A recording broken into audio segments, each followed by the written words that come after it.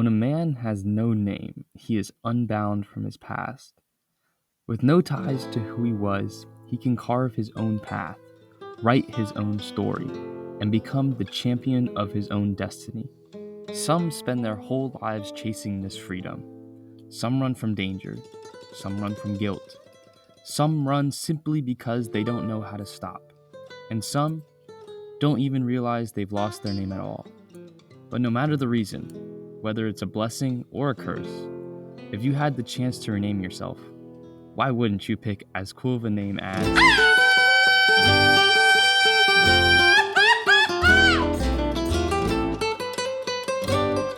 What makes Rango unforgettable isn't just the surreal animation or the psychedelic shootouts. It's the wild cast of characters.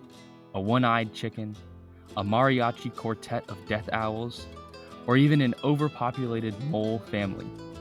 But in a film packed with lizards and rabbits and desert rodents, the most striking character is the only human, the spirit of the West. He barely speaks, and when he does, every word drips with double meaning.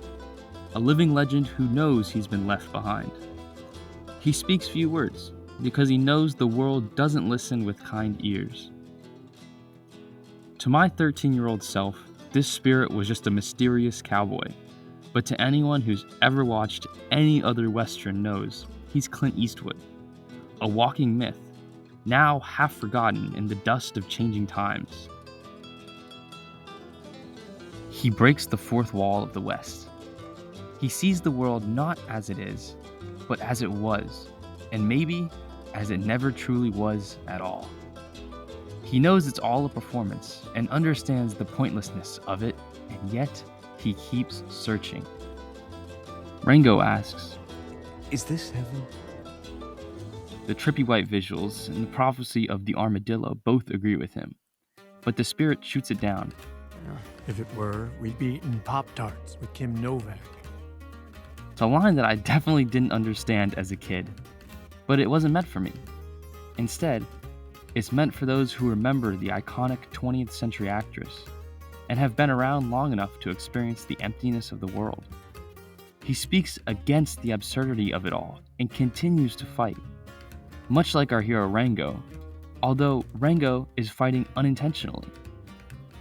This is laid out plainly after Rango asks, "What are you doing out here?" That one line makes everything clear. He isn't a ghost or a prophet. He's just another soul wandering through the absurd. The spirit has accepted that there is no promised land or treasure at the end of the road.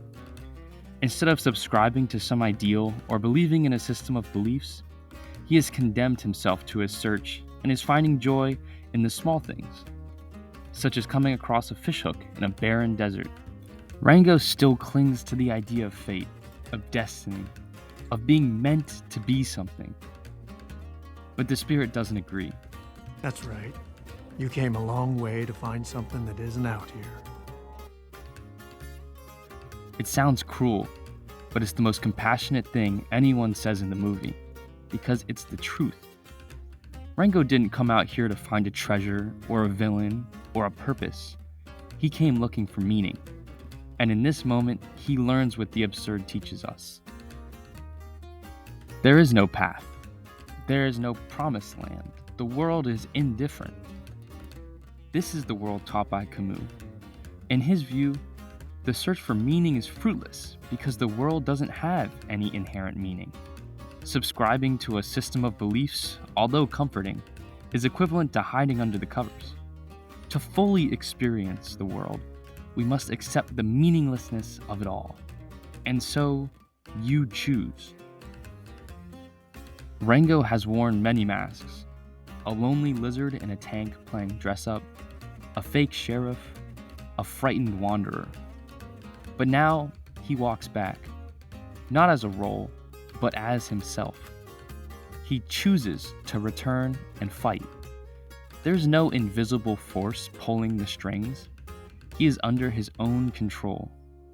This is his Sisyphean task: to live in a land that was never meant for life, to struggle against fear, drought, and death. to survive in a world that offers nothing back. It is his punishment, and it is his reason to live. The Spirit of the West told him, No man can walk out on his own story. and maybe that's the point. You can't run from your past. You can't rewrite your fate. But you can decide what kind of character you'll be, and what your name means when someone finally remembers it. At the climax of the movie, Rango stands up to Rattlesnake Jake, showing a confidence he could not find earlier in the film. Between his conversation with the spirit and recent experiences defining his own life, he realizes the only person who can and will stand up for himself is him. Rather than taking a backseat to a so-called fate, he takes it by the horns. This marks his full transformation into the true absurd hero, someone who struggles against the brutal indifference of the world and finds a way to come out better on the other side. And if you're going to choose your name, make it a good one.